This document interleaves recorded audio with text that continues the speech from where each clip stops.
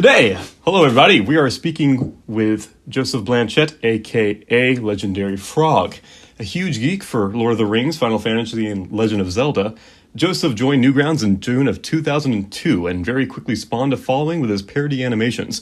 Entries like One Ring to Rule Them All and FF Tribute Chocobo Remix proved to be very popular with their tongue-in-cheek but caring parodies of these franchises. At one point, Joseph held the top spot on the Newgrounds Top 50 of all time with Chocobo Remix. His entry, The Matrix Has You, is one of the earliest collabs on the site, organized with peers such as the Super Flash Bros and Picanjo, and encouraged the collab culture that followed and continues on the site to this day. Though he was divisive at the time, with people making comments about his comparatively clean comedy, sparse art style, and sparking the parody versus original animation debacle, he's now looked back upon fondly for creating some of the more lighthearted, interactive, and endearing entries from the site's past. And his influence can be seen directly on creators such as Egoraptor, Rubber Ross, Kerbifer, Jake Gons, and many others. And it's a privilege to have him here today for this Q&A. Joseph, thank you for being here. That sums it up. Was it really an inspiration for like Rubber Ross and... Yeah, each of them have directly mentioned you. And I mean, you look back at those early animations they've done, and it's pretty much directly copying your style. It's so weird because I think of them as totally different than what I've done, like what I did.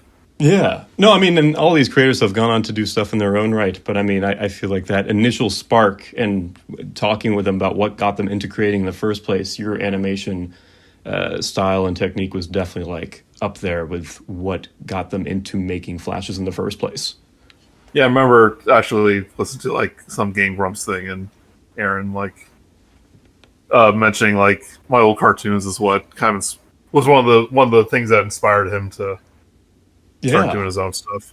No, exactly. And I mean, you can pretty much pinpoint your animations for like the kind of jumping off point for a lot of the video game parodies that came on later and that people still make. I mean, it's still insane to see the amount of video game parodies that come out and how endearing they are on the site. This is slightly like off topic a little bit, but like I wonder if the fact that I started doing animations when I was like out of high school and stuff, and like Egoraptor and Rubber Ninja were all like I think 14 and 15 at the time, if that kind of influenced different types of humor and all that.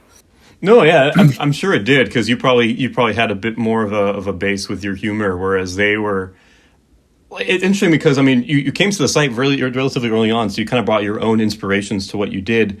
Whereas people like Aaron and Ross, they kind of like they were looking at what was on the site at the time for inspiration. It was kind of like that first generation of taking inspiration from the internet into their humor. Yeah, I mean probably all I had at the time was like Homestar Runner. Yeah, that's true. Yeah. Yeah, precisely. I just kind of did what I thought was funny. Nice. But yeah, no, Joseph, thank you for being here, and thank you to everyone who is currently in the chat. If you all have any questions, we'll take questions from either the questions channel or the voice chat. So if you have any direct questions for Joseph, go ahead and post them in there. Oh, here we go. Pixelboy2002 asks a good question. What was the reason why you weren't active on Newgrounds since 2018? Simple answer is I just wasn't really making cartoons. That's really just where it came from. It just wasn't involved in anything. Wonders of the Universe kind of didn't continue for some personal reasons with some of the creators, and Flash animation's just a big commitment. I just didn't really pursue it. D&D kind of took up that creative hobby in a lot of ways. Gotcha. You're a D&D head? Yeah, I play a lot of TTRPGs. Nice. You have like a constant group you play those games with? More or less, yeah. No, that's cool. That's very cool. Tara Loves Hentai asks, what Newgrounds Flash or games are/were your favorites? I mean, I was a big fan of like Egoraptor, stuff he did. And just kind of everyone in my friends group, Kerbifer, or not, Kerbifer did stuff a little after me, the Zerby brothers. It was Rich and Tom, I think. I forget. The Perfect Kirby. Yeah. They were friends of mine. Jesus, there was just so much on Newgrounds back in the day. If it was on the portal, I probably started at some point. Nice. I'm looking at your old favorites right now. You got a lot of classics here. You got Arfin House, the movie too. Oh, geez, Arfin House.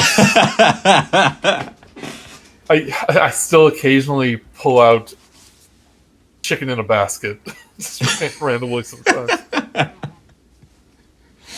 That's amazing. You also got you have There She Is. That's a classic. That with the little rabbit. Yeah, the rabbit and the cat. Where do you find favorites on my page right here? Yeah, yeah. You got your favorite movies. Oh, right here are there. faves. Yep, under faves. Magical Trevor. Star Wars Gangster Rap. That's Arfin House. Oh, Power Puppet Pals, yeah. Oh yeah, classic. Neil Cicierega. Mario Twins, that's another one me and my friends occasionally pull out. It's the Mario Twins. They look the same. They look so like the same person. That is delightful. I see the Madness Avenger here. Did you watch the Madness series? Is that the people with like crosses on their heads? Yeah, yeah. Basically, like just more and more ways that they kill people. Yep. Yeah, that was all that stuff was pretty impressive.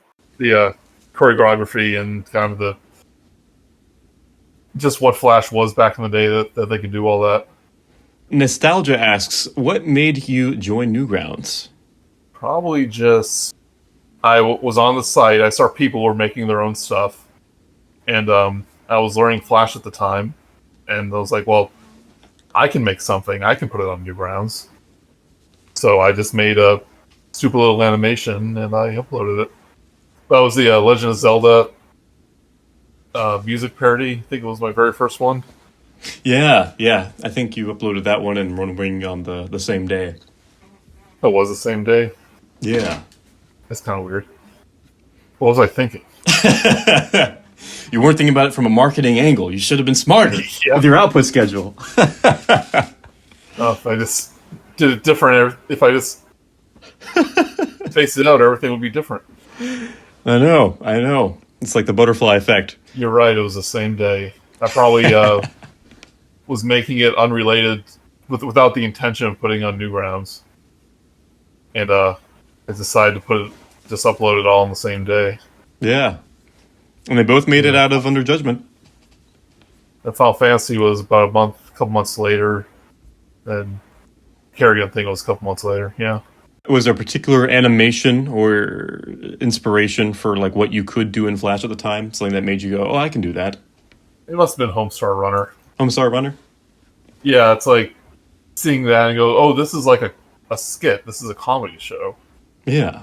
And back in the day, I would goof off with my friends, record ourselves like we're just doing little skits when I was in elementary school and stuff. And I was like, well, I kind of did that in the past. I can do that in animated form. I can take a funny conversation me and a friend had about Lord of the Rings, which is the first One Ring movie, and just make a story out of it. That's basically what it came from. That's funny. So the comedy just came from like you and your friends just goofing around? That's what One Ring came from. We had come back from the Lord of the Rings movie, the very first one, and we just every time we passed something on the road, it's like that is the one road sign to rule them all. And we just go it over and over and over again. And that's kind of where that skit came from. And I remember when I was taking a walk, I just wrote the script in my head, recorded it when I got home, and I think I animated it within a day or so. Nice. Which wasn't hard. It wasn't that complicated. It was basically just two people talking. Yeah. So it didn't take much. That's funny. Shockabe asks, what was the inspiration for Kerrigan? So back in high school, when I was exploring my creative side, I was basically just making my own stories. And I had this the sci-fi kind of almost like a Star Wars ripoff, but there was a lot of elements of kind of StarCraft and stuff in there. Mm. And I was just designing alien races. That's where Semi and Sal came from too. And one of them, I think I was into X-Men at the time. So it's like, well, what if there was a species that was just like mutants of people and they had all these crazy powers? So I kind of made them green with pointed ears. and stuff. And eventually, the character arc came around, who's kind of inspired by like Wolverine and Rogue. Mm. Was kind sort of a similar dynamic with Ark and Kerrigan in that story a little bit. Kerrigan definitely was inspired by Rogue a little bit. She had some powers that kind of hurt people, just like Rogue does. So it's basically a ripoff. Yeah, and Kerrigan came from that, and I gave her the blue marks because the more powerful the mutants were, the more body markings they had on their body, and the fact that Kerrigan had these blue marks all over herself meant she was really powerful.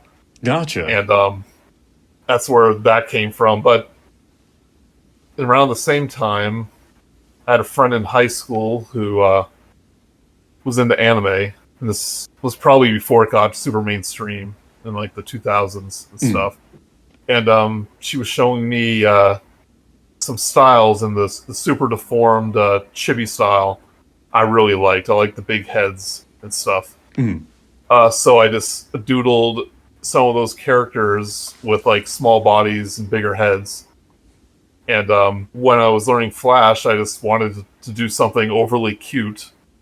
And I was like, well, I have these quote-unquote serious characters who are, part of this story. What if I made them silly?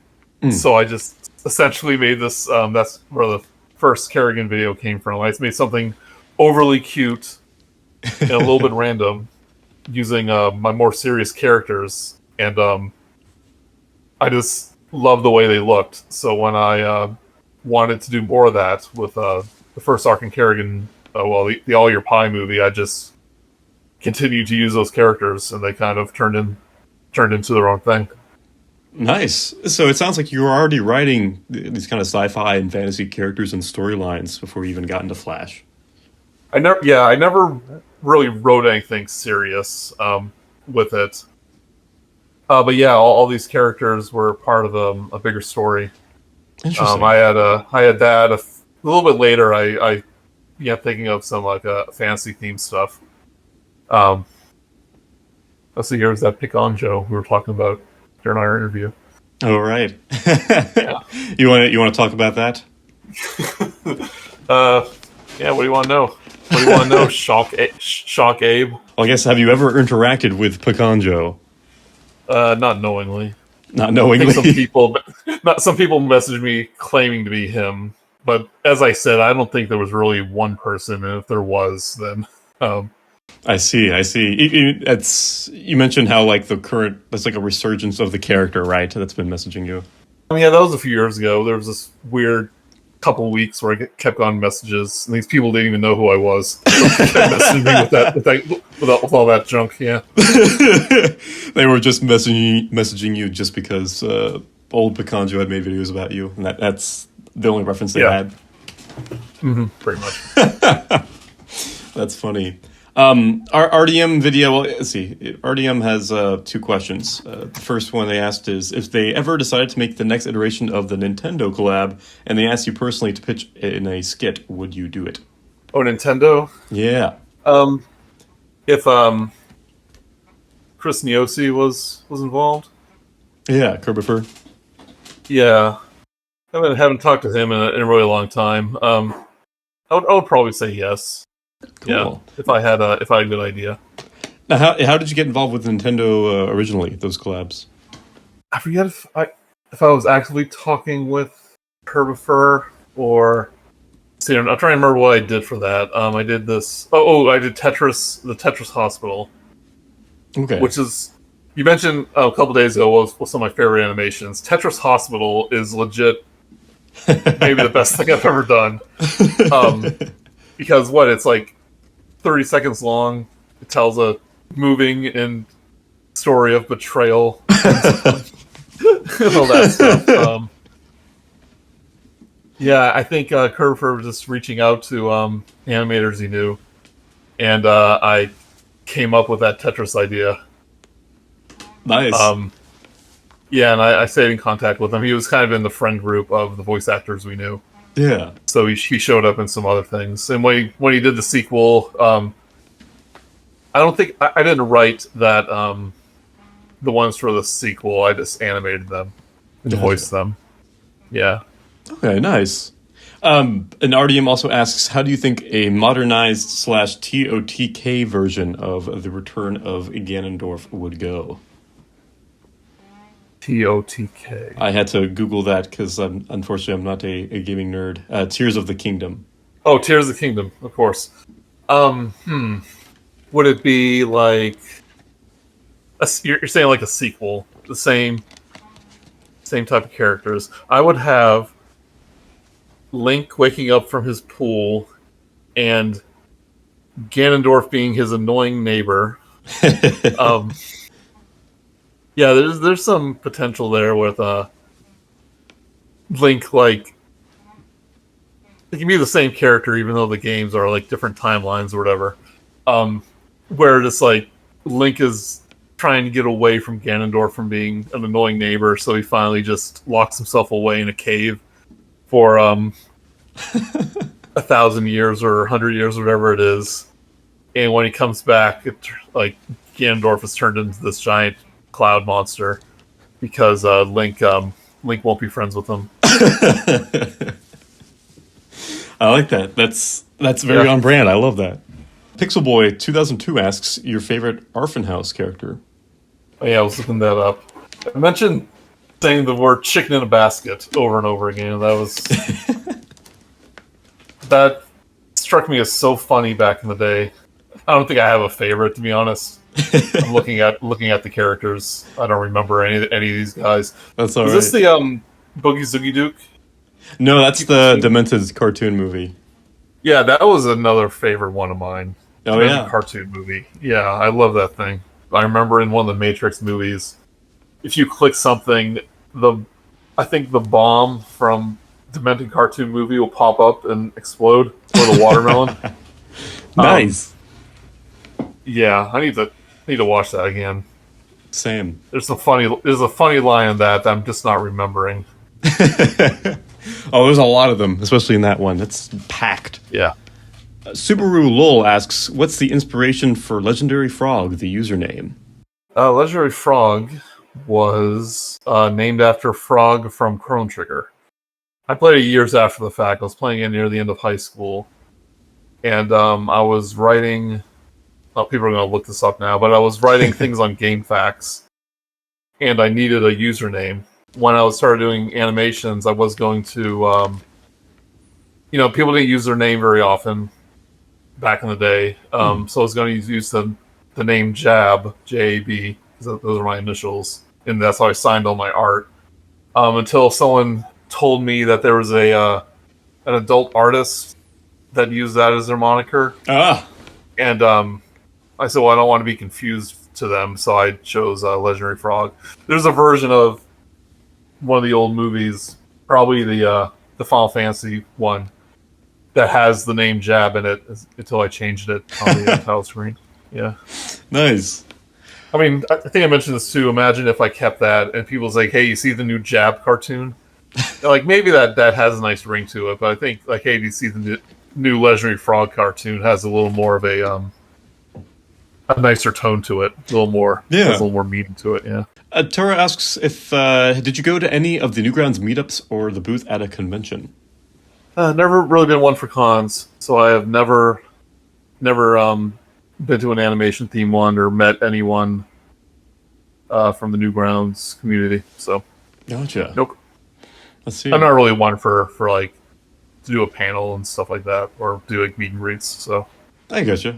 And yeah, I think you were kind of your content was kind of dying down right as Pico Day kind of started to take full force and the meetups there happened. Cyberlad asks, what kind of advice would you give to anybody starting to make content on Newgrounds? I'll say do whatever you want. Do what makes you happy. Try not to chase a trend or anything like that. But the more unique you are, the more likely some people are going to take notice of it. Yeah. No, that's very good advice. And if someone says it's cringe or something, it's like, who cares? Heck yeah. Mr. Shockabe asks, do you plan on coming back to Newgrounds? It's been a conversation between me and our friends. Like, if we're going to work on anything animated ever again.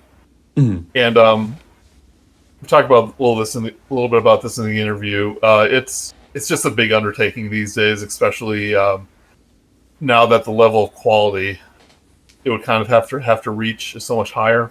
Yeah. We came really close a few times making a new project, especially when the pandemic hit a few years ago, and it just unfortunately fell apart due to some personal reasons. Mhm. And like I mentioned, I started doing D&D around that time, and that's something that takes a lot of mental energy. So I'm not saying I can't do a cartoon like animation during that time, I get but you. I think my own personal not quality control, but like what I would want a cartoon to be, what it needs to look like, is a lot higher than what it would have been 2010 or whatever. Yeah, I So get you. You have higher um, expectations, and you feel like other people do as yeah, well. yeah, expectations, and like I said, occasionally we'll talk about it. Even like a few months ago, I started just kind of brainstorming things. Like I'm just gonna try to come up with a new series. Like what would it be about? Mhm. And of course, since I was into D&D at the time, it was kind of based on fantasy monsters and things like that. And some progress was made with that, but it just ballooned into this like, oh, this is going to have to be like a series if I wanted to do anything Yeah. meaningful with it.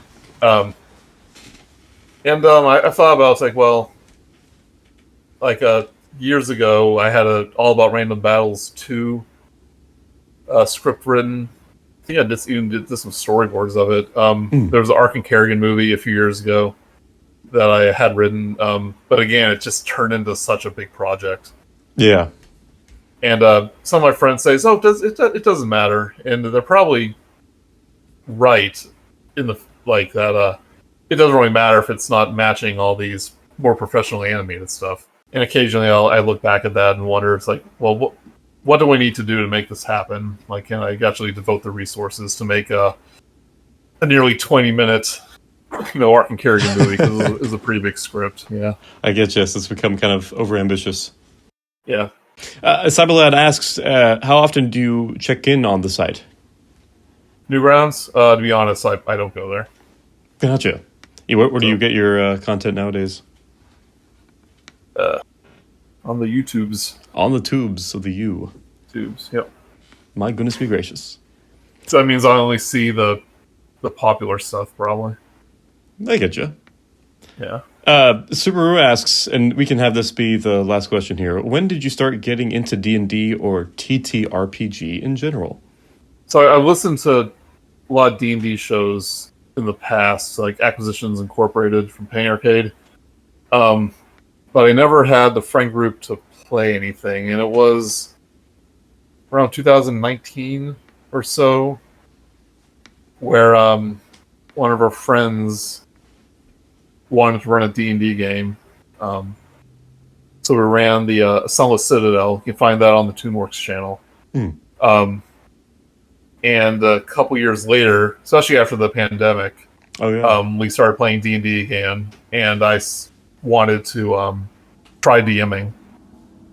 So that's when I started the Frogcast Adventures on it wasn't called that at the time, but I started our D&D show Okay. with the Dragon of Icespire Peak, and we've been consistently playing D&D for about 3 years. Nice. And is that something people can find, this podcast? Oh yeah, you can go to my YouTube channel, Joseph Blanchett. You go to linktree.com/lfrog. Find a link to it there on my YouTube and a podcast feed. Doesn't pay the bills or anything, but Yeah. we record them for prosperity mostly, but hopefully some people enjoy them. I've Hell got yeah. some feedback saying people like listening to it, so. Nice. I noticed you have another podcast on here, the Legendary Frogcast. Oh, Legendary Frogcast. Yeah, that one's kind of turned into whenever me and my friends just want to talk about something, because we don't update it very often anymore. I get you. But yeah, that was a podcast started way back in the day. How late back in the day? I'm looking back at the times. 2008. Wow. Ocarina of Time 10th anniversary. My goodness be gracious. I mean, that's a feat in of itself, keeping a podcast going for that long, no matter how intermittent it may Like I be. said, it got pretty sporadic Yeah. after a while. It was maybe just an excuse to talk to friends about stuff. No, that's nice. That's very good to hear. Well, cool. Well, it seems like we're coming to the end here. Joseph, do you have any concluding thoughts? Anything else you want to plug? No, it's just if you want some D&D shows of varying quality, because I admit some are better than others. I have those on my website, Frogcast Adventures. And everyone listening, thank you. If you all enjoyed my old cartoons, it means a lot that you had questions for me and have fond memories of all that. Yeah. And I'll probably get thinking about trying to make an animation again. It's just sometimes there's a mental block. Oh, yeah. I mean, to be completely honest, it's one of those things that I'm just out of practice with. Yeah. Like, I haven't had the mind space of writing comedy skits in a very long time. Yeah. And my humor's changed a lot over the years. Oh, I'd imagine, yeah. Yeah, that Ark and Kerrigan kind of revival has a very different humor style than what I did in the early 2000s. Yeah. I think that's one reason why I was a little hesitant about it. It was like, well, this is hardly even the same show anymore. There's not even any pop culture references. And that's what Legendary Frog is people. Exactly. You need the pop culture references. No, it seems like it's been, I mean, what was it, 2018 since then, so I could understand that kind of the creative block to get back into something you haven't done in a long time. Yeah, and talk a little bit about Wonders of the Universe, and how that was just a completely different style than the old cartoons too. Yeah. Yeah, I might start thinking about that. It's just hard to commit and devote all the time to it, and it gets kind of overwhelming a little bit.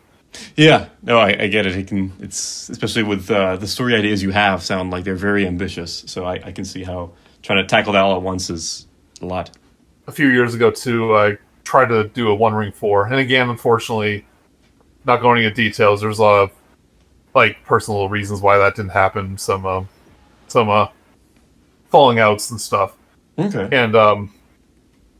And it was just such a big project. It was kind of nothing like the other ones too. But I tried to do what I learned from Wonders. I see. Do that. Yeah. I think it would be interesting if you tried doing that again, but you went back to doing like the conversation style. That might be a good way to kind of dip your toes in again, because it sounds like the big it's kind of what like ambition. Some like TikTok animations are. They're just little people talking back and forth. It's not even about the animation and stuff. It's about the joke or the comedy. Yeah. Yeah, precisely. Shock Abe, you mentioned home movies. Home movies, I guarantee, it's just mostly two people in the recording booth riffing off each other, and they make little squiggly drawings to go along with it. Oh, exactly. Oh, I love home movies. Yeah. Great show. I haven't seen it in a long time, but occasionally I'll watch a clip on it, and I go, "Was it a Brendan Small?" I go, "Man, this guy's so funny." He did Metalocalypse. Yeah. Stuff. Oh, that's a great show too. Great. Yeah, they did a new album, not pretty recently, a couple years ago. They actually got the rights back. They actually got the rights to make another Death Clock album, because like whoever the WB or whatever owns the band name and stuff. So Brendan did other music that's like a spiritual successor. But I think they put out a new Death Clock. Oh, that's awesome! I'll have to check that out. I'll definitely check it out. Well, cool. Thank you so much, Joseph. I hope this was a good time. Oh yeah. Yeah. Well, cool. And thank you to everybody who came out. This was like an interesting little thing to try and organize, but I really enjoyed this. I think this was a good idea. Yeah. Well, cool beans. If you ever want to do another one sometime, just let me know. Absolutely. Well, Joseph, you have a good rest of your day, and to everyone else, take care. Hope you all's weekend goes well. All right. See you later. Bye-bye.